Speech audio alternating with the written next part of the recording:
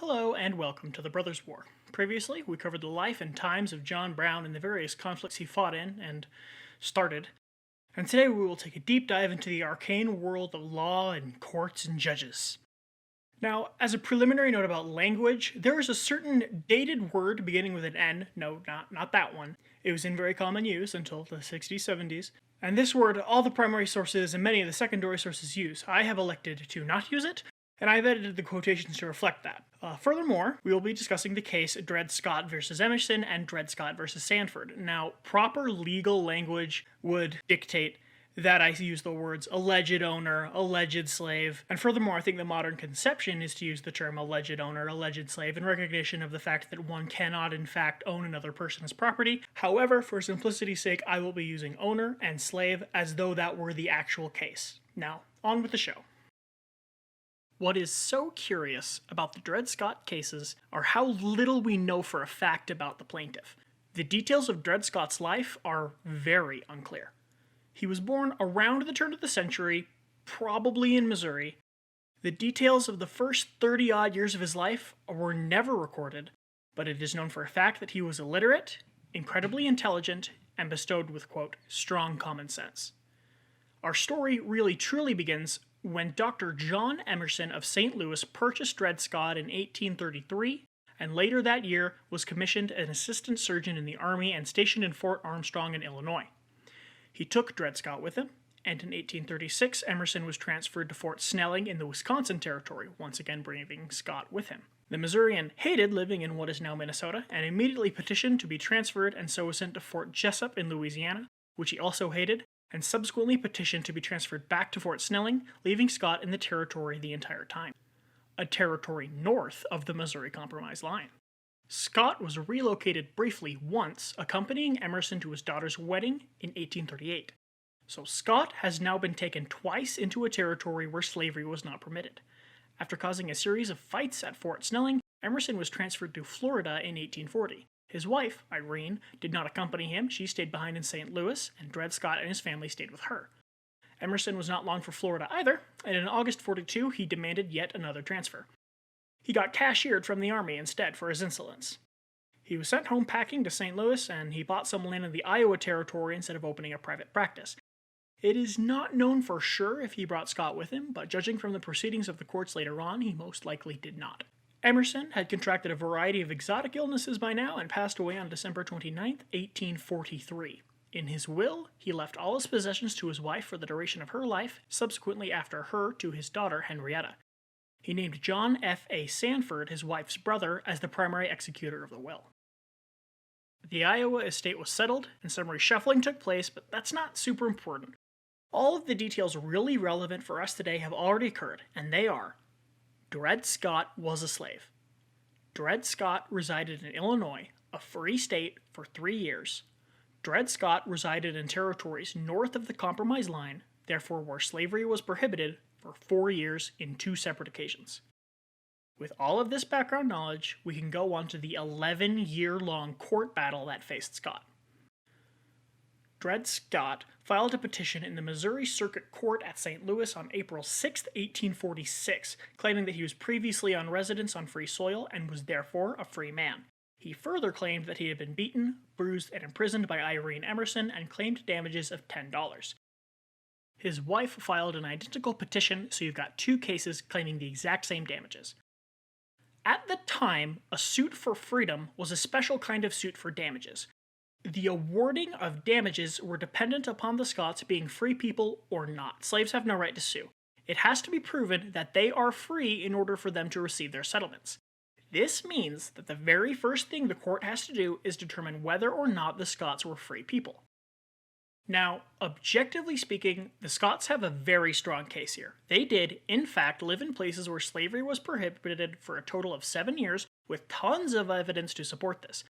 Because of the way freedom suits were handled, the way to freedom is to prove that a slave had in reality been a legal resident, not a traveler, in a free territory for any amount of time.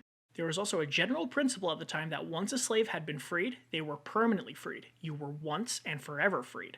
Re-enslavement was almost never legal. There was also the question of whether or not being stationed at a military fort constituted residence, but actually this had been settled 10 years prior in Rachel versus Walker in the Supreme Court. This proved that a military posting did in fact count as residence, although that was 10 years ago and the political climate in Missouri had changed somewhat.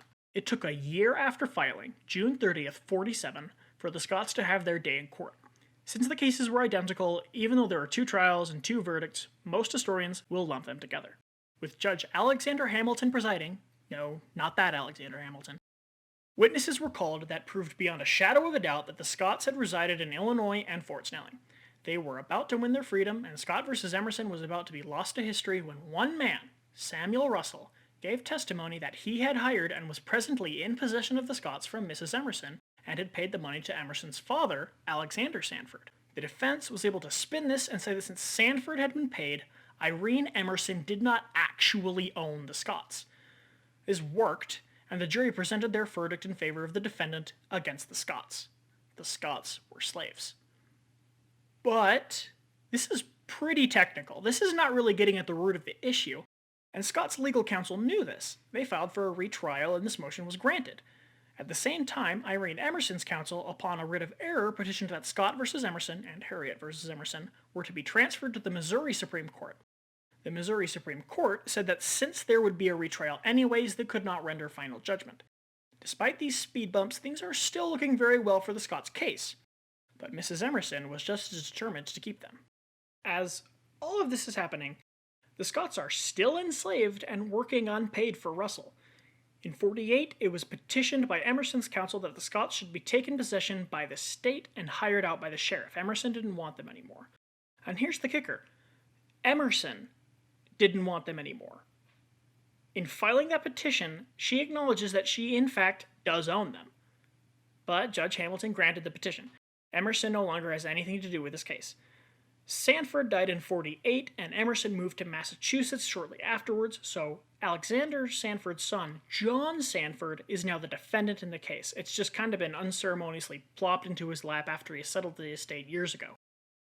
Both the Scotts and Sandford would switch out their lawyers, waiting for retrial, which came about 2 years after this game of musical chairs on January 12, 1850. It has now been 4 years since the Scotts filed their petitions. With Judge Hamilton once again presiding, the Scotts presented a fixed version of the case. Fixed as in made correct, not fixed as in altered. They called witnesses who clearly said that Russell had only hired the Scotts from Emerson. It was true that at the time, Emerson, and only Emerson, had owned them.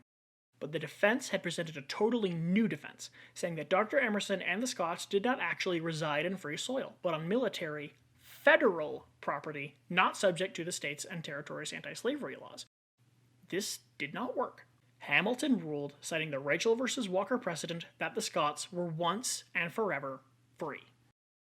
But Sandford was not going to give up that easily. He appealed to the state Supreme Court. It was at this time that the 2 Scotts cases were finally merged into one, and they will remain like this for the remainder of the legal proceedings. The briefs were filed in March 1850, but trial was delayed until 52. And remember what happened later on in the September of 1850?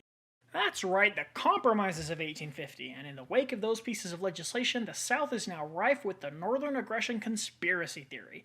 And that conspiracy theory is working its way into the hearts and minds of the Supreme Court of Missouri. There is also the matter of the federal case Strader versus Graham. To make a very long and very interesting story very short, the court ruled that if a slave went to a free state and returned to a slave state, they were subject to the jurisdiction of the slave state and could therefore be re-enslaved. The slave state had no obligation to honor the freedom granted in the free state. This is called the doctrine of reversal and will be very important for what comes later. However, it would not necessarily be held as a strict precedent for a case in a state Supreme Court. It does not have any bearing on whether or not the Scotts are slaves or if they are free today. Either way, both of these things are very influential in public opinion, and therefore the Missouri Supreme Court Justice's opinion. And their opinion was that Missouri did not have to follow the laws of Illinois or of the territories, and the Supreme Court of Missouri ruled on March 22, 1852, that Dred and Harriet Scott were slaves. This, along with some racist drivel about the positive benefits slavery had on black people's lives, saying in the opinion of the court, quote, "We are persuaded that the introduction of slavery amongst us was, in the providence of God, who makes the evil passions of men subservient to his own glory, a means of placing that unhappy race within a pale of civilized nations." 6 years after filing their petitions, the Scots' valiant effort for freedom came to nothing. But if you'll check the time on this episode, we have a long ways to go. After the state Supreme Court passed their verdict, they remanded the case back to Hamilton's court for implementation, and he delayed the proceedings as long as he possibly could. Hamilton made it known to Scott and his counsel that they had the possibility of being heard in, and a decent chance of winning in, the Supreme Court of the United States. Even if he didn't win, he'd know he'd exhausted all other options at least. But Scott wouldn't be able to continue the same petition, he'd have to start again. It was unlikely he could appeal directly into the federal circuit with the case he already has. The Scots changed lawyers again, and Scott changed hands again, back to John Sandford. And here's the kicker, Sandford is a resident of New York, and under the diverse citizenship clause of the Constitution, this case would go directly to federal court. Now, it's actually a subject of both contemporary and historical debate whether or not Sandford actually owned the Scots. In my opinion, he probably did because he never argued in court that he didn't and repeatedly stated that he did. But many people, then and now, were really buying into the Northern aggression conspiracy theory, and they thought that Scott was a mindless tool in the hands of those Irish Catholic suffragette free soiler abolitionists. But in actuality, the modern objection to Sandford not owning the Scots was brought about because when Sandford dies 2 months after the Supreme Court decision, he doesn't mention the Scots in his will, and, spoilers, sorry, this happened over a century ago, when the Scots are manumitted, they will be manumitted by the Scots' very first owner who purchased them from Calvin and Irene Chaffee, Sandford's sister and her husband, who did not take any part in any of these proceedings. The facts are unclear, but it shouldn't really matter, because in his suit for freedom, Scott isn't contesting Sandford or Emerson's right to own him, he's contesting the right of anyone to own him. Regardless whoever did or didn't own Dred and Harriet Scott, the new suit for freedom was filed November 3, 1853, claiming that Sandford had assaulted and wrongfully imprisoned Scott, Harriet, and their 2 daughters, further claiming $9,000 in damages. Dred Scott versus Sandford, Justice Robert Wells presiding, had begun. And it is Sandford, not Sanford. The name was misspelled in the court documents. The man is Sanford, but the case is Dred Scott versus Sandford. In April of 54, Sandford filed a plea in abatement. Now, a plea in abatement is a legal defense stating that the plaintiff is in error, and that the case must be dismissed on the basis of that error. The error in question was that Dred Scott, as a man of, quote, pure African blood, was not a citizen of Missouri, and was therefore not under any court's jurisdiction when acting as a plaintiff. Now, we've here stumbled upon the landmine that is the black citizenship question, which was a historical debate to what extent slaves and free black people are considered citizens. Should black people vote? Everyone agreed no. Could they own property? Free black people could, but slaves, it's complicated. How were they counted in the census? Well, as 3/5 of a person. And here's the big one, could they sue people? Consequently, could they be sued? Since the Constitution was so wishy-washy on the slavery question in general, it was up to the states, and each state had a different response somewhere on the not citizen at all, full citizen spectrum, towards the not citizen at all side. Scott responded, saying that for today's purposes, citizenship was defined by nothing more than residence and the ability to own property, both of which he could prove, and Wells settled the plea in Scott's favor, saying that he, to quote legal historian Don Fehrenbacher, was enough of a citizen to be covered by the diverse citizenship clause, whatever his status otherwise. Sandford then pled not guilty to the Scots charges, and this immediately created a problem. By pleading, did he waive the right to bring up the black citizenship question later? Furthermore, a strict interpretation of Wells' ruling on the plea would mean a fugitive slave could claim citizenship of the state where they were apprehended, and this could override the new 1850 Fugitive Slave Act. A question like this essentially guaranteed the case would be heard in the Supreme Court at some time. The Federal Circuit Court for Missouri held the trial on May 15, 1854, while the debates surrounding the Kansas-Nebraska Act are reaching a fever pitch. But the trial was based upon an agreed statement filed by Sandford that did not accurately tell the story of Scott's life, and this agreed statement served as all the evidence necessary for the federal court to rule in favor of Sandford. Scott was a slave. After failing to move for a retrial, Scott appealed to the Supreme Court, with full expectations that he would be heard out there. In preparation for a Supreme Court trial, the thoroughly bankrupt Scott sent out calls across the nation for the very best lawyer he could get. After months of hearing nothing, he was represented pro bono by Montgomery Blair, a free soiler man who had practiced law in Missouri, making him an exceptional choice for this particular case. But he would be up against Henry Geyer and Reverdy Johnson, who many considered to be the best trial lawyers in the United States. The case was received by the Supreme Court December 30th, 1854. And now, the Kansas-Nebraska Act has been passed, and the Missouri Compromise has been repealed. A repeal shouldn't have made a difference in Scott versus Sandford, as it was considered law while Scott was living in Fort Snelling, but there was also considerable debate on whether or not the Missouri Compromise was constitutional, and that would have a major impact on the outcome of the case. There's also tensions rising nationally, and abolitionists and ruffians are flocking to Kansas. The Republicans are forming, the Know-Nothings are running for office, and the Anti-Slavery Coalition is forming. A year and 2 months after filing, a month before the Kansas election for the territorial legislature, the Supreme Court, Justice Robert Taney presiding, was ready to hear the case. Blair filled his brief, arguing both the reversal of the Circuit Court's decision that Scott was a slave, as well as a defense of Wells' ruling on the plea in abatement, arguing that Scott was a citizen. If the ruling were to stand, this would guarantee, constitutionally, that free black people were permitted to sue and be sued in the federal court. He further argued that Scott had been free by basis of residence in Illinois, completely sidestepping the issue of the Missouri Compromise applying in Fort Snelling. If Geyer Johnson ever filed a brief, it has been lost to history. 4 days later, on the 11th, the court convened.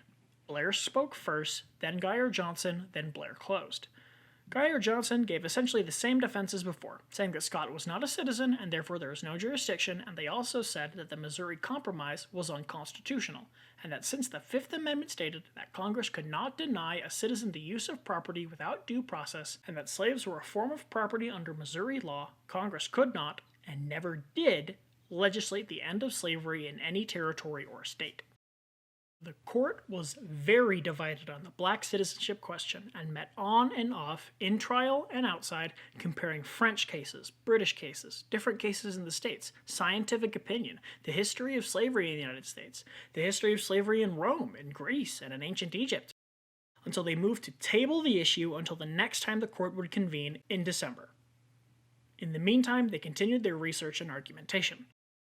On December 15th, they reconvened, and Scott had by now hired a second lawyer, and on the court floor it was Montgomery Blair and George Curtis in one corner, and Henry Geyer and Reverdy Johnson in another. The counsels were about equal in legal talent, but while Geyer and Johnson were both committed pro-slavery men, Blair and Curtis were definitely not abolitionists.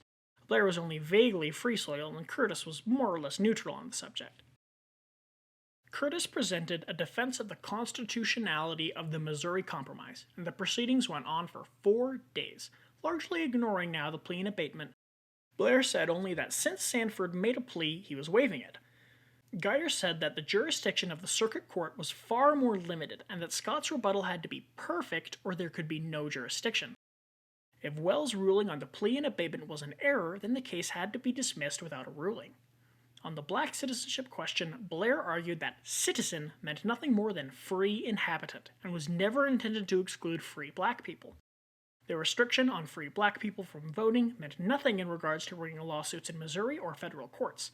Blair argued that free black people were, quote, quasi-citizens, and could own property, conduct business, and more importantly, sue and be sued.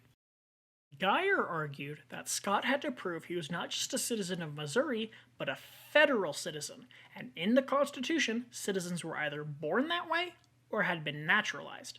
Scott was by birth a slave, not a citizen, and had never been naturalized. Regardless of if residence anywhere in the United States made him free, it did not confer citizenship upon him. The logical conclusion was that no black person, free or slave, anywhere in the United States was a citizen until they were naturalized. They then argued whether or not Scott was free as a result of living in Illinois. Geyer said no, repeating the same military installation, therefore federal property argument as before, and also repeated the doctrine of reversal argument.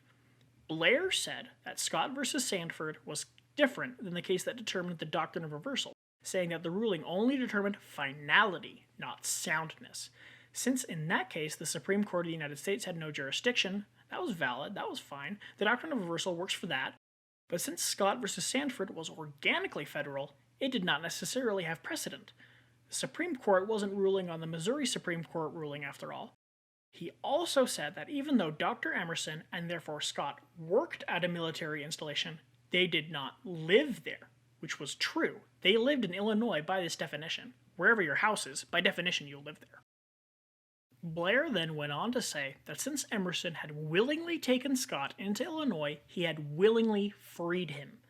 The Missouri court had treated this as a forfeiture of property, but this should not have been the case. The Supreme Court of the United States should overrule the Missouri Supreme Court case on the basis that it was, in actuality, a recognition of an existing legal condition. They were not forcing Dr. Emerson or anyone to lose property, but recognized the rights of Dred Scott. This was really a solid line of reasoning, and it would go completely unaddressed by Geyer and Johnson. They just reiterated the unconstitutionality of the Missouri Compromise.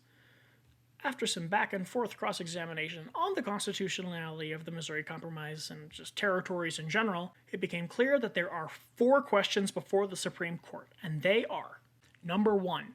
Is the plea an abatement before the court? If so, then it needs to be reviewed, and from that review, its validity will be determined. If yes, this is all over. Scott is a slave. If no, that leads us to the question number 2. Is Dred Scott, if freed, a citizen of the United States, and therefore able to sue Sandford? If no, this would conclude in Sandford's favor. If yes, we need to go on to question 3. Is Scott free by virtue of residing in Illinois? This would depend on the definition of residence, technically, as well as a definitive ruling on the doctrine of reversal. If yes, Scott is free. If no, then we need to consider question 4. Is Scott free by virtue of residing in Fort Snelling? This question also depends likewise on the definition of residence and the doctrine of reversal, but also on the constitutionality of the Missouri Compromise. The Supreme Court then took a long break to consider all the matters before them and continued poring over and doing exhaustive research on all the facets of slavery, black citizenship, slave citizenship, and interstate law. It remained very unclear what the results would be as Casus bled and Buchanan was sworn in, but on March 6th, 11 years after the first petition was filed, the verdict came in. On the first question, on the plea and abatement, the court voted that it was before the court and subject to review. On the second question, Dred Scott's citizenship, the Supreme Court of the United States ruled that in light of the Constitution, science, legal history, and civil law worldwide, black people were not citizens of the United States and therefore had no right to sue. Therefore, the circuit court was in error and the jurisdiction should not have been accepted. Furthermore, Dred Scott was not free by virtue of residence in Fort Snelling because the Missouri Compromise was unconstitutional. Congress did not have the authority to legislate the end of slavery in the territories. Furthermore, popular sovereignty was not constitutional either because the territorial legislature did not have the authority to legislate the end of slavery either, leaving the question of who does have the authority to legislate the end of slavery very alarmingly open-ended. Scott was also not free by virtue of residence in Illinois. His status was determined entirely upon Missouri law, and Scott versus Emerson must be upheld. Therefore, Scott is still a slave, not a citizen, and doubly unable to sue under the Diverse Citizenship Clause. Finally, this suit must be returned to the circuit court and with the instruction that it be dismissed. 7 justices in favor of enslaving Scott, 1 against, and 1 rejecting jurisdiction. For the Republicans, this was their worst nightmare. Bleeding Kansas was lost. Fremont had lost, and now slavery was legal in all territories. Not only that, but it might be ruled later on that no elected body had any right to legalize slavery, and that the northern states would become slave states.